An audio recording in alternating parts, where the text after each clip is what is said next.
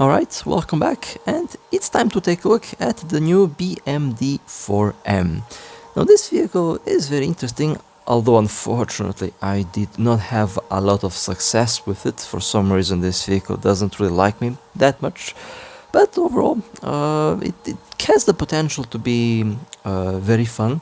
And let's take a look at the stats first. Now it has a 30mm autocannon, also has a 100mm ATGM or high explosive fragmentation shell launcher.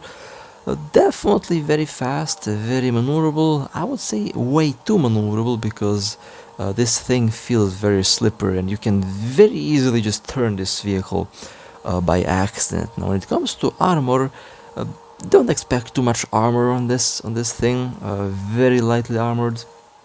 Most autocannons, high explosive and hash shells will pretty much just destroy the vehicle. Definitely a vehicle that should rely on cover, speed and maneuverability. Definitely do not rely on armor on this vehicle.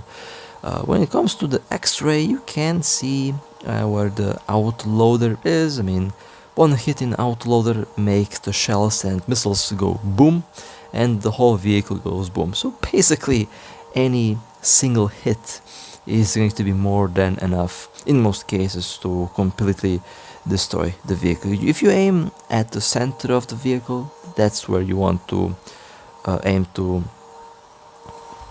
pop the ammo. Now speaking of the ammo, here you can take a look at the shell types: APT, APT and APDS. I use APDS because it has the highest penetrating value, although you can use the other shells if you want, depending on which shells you like. I just like APDS shells. So far they have been doing a decent job, although again 30mm, so not a large autocannon. Now it does have ATGMs, so you can store 4 missiles in this vehicle. The missiles do not get automatically reloaded once all 4 of them have been fired. They have a tandem charge, and you also have fragmentation explosive shells, which I didn't use because this has much more penetration and shouldn't be more useful against the top tier vehicles that you will encounter from the front, at least. Now, I mean, do we have to check the armor inspection of this vehicle? Well, as I mentioned before, pretty much zero armor. Hit it anywhere and the shell will just go through, and in most cases will hit the ammo. After all, the autoloader is relatively large, as you can see. A single good hit and the vehicle is pretty much destroyed, or a couple hits if you are using a autocannon, depending on the situation. But let's take this vehicle for a little ride and let's see how it will perform. Now I think you guys have probably seen the last video that I've made with the vehicle. In that video I actually did have a good battle, and I thought to use that battle in this video as well, but I just did not want to repeat the same video twice. You know, I don't like to do that, so I just decided, you know what, I'll just try to get at least somewhat average battle with this vehicle, and I'll use that. But overall, as I mentioned before, the vehicle is pretty fun. I do like it, but it does work a bit different from the previous vehicles that I have been using. The main difference is that the ATGMs that you have are very limited. You don't get a lot of missiles on this vehicle, and once you fire all of them, you don't get a automatic reload. You have to go into a base to reload the missiles that way. So make all the 4 ATGMs count, because once the missiles have been all used, you are left only with the 30mm autocannon, which does not have any APVSDS shells. It only has APDS shells, which is still good. We should still be able to penetrate most vehicles from the side, but against a lot of other main battle tanks you will not be able to do much, unfortunately. So you have to make the missiles count. And how didn't that do any damage? I have no idea.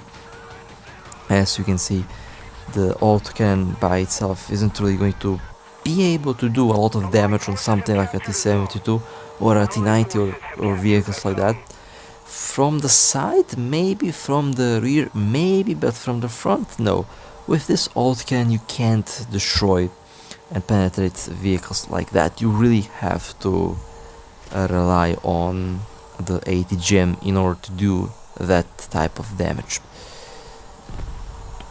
I would say this vehicle needs AP, well, not exactly needs, but in order for the autocannon to be more useful, I would say, the vehicle needs to get APFSDS shells, because APDS, all good, it might not be enough. And that's pretty much my personal experience after using the vehicle for a day or two so far.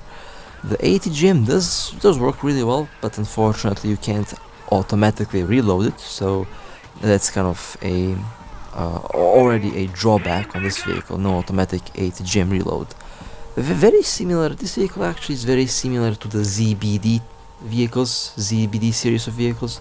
They also have about the same design principle, I guess, same design language, and they also have kind of the same ATGM and autocannon layout as we see on the BMD-4M. Well, overall, despite that, it is a decent vehicle. You can easily deal with the more lightly armored vehicles.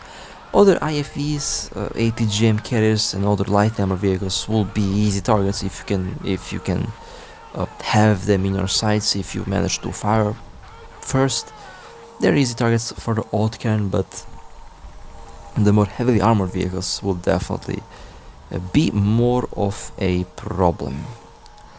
At least from the front. If you manage to hit the weak spots, maybe you can do some damage from the front. You can definitely destroy the modules, you can destroy the cannon, you can do damage like that, but more than that I wouldn't really expect from this particular vehicle, at least on the front. Maybe that's a balancing reason, maybe not, I don't know. In all, the vehicle does have potential to be fun. Now, one of the problems, besides the reload and very low ATGM ammo, is the overall maneuverability of the vehicle. Now, not because it's too low. I feel like the vehicle is too slippery. For most part, it feels like this vehicle is driving on ice or on oil. It feels very unstable. If you turn sharply, if you even think about turning sharply with this vehicle, the whole thing will just flip. When I say flip, it will just do a 360 pretty much. That's my problem with the vehicle, so you have to kind of learn how to drive it in a way. It doesn't really work and drive as a other IFE that I used so far. Is very slippery, and that's kind of one of the more annoying things about this particular tank.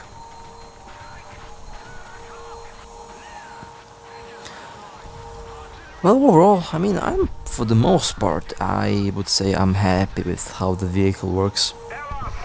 It's not bad in any way, very decent, kind of unique in its own way, but it does have drawbacks that you should definitely note while driving this vehicle.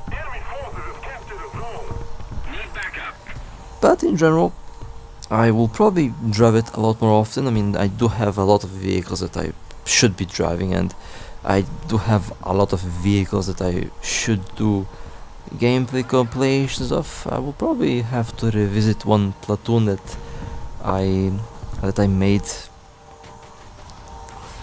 with the BMP. I'll just add this one to the mix. You can expect like 3 videos or something to come out very soon. But with that being said, hope you guys enjoyed.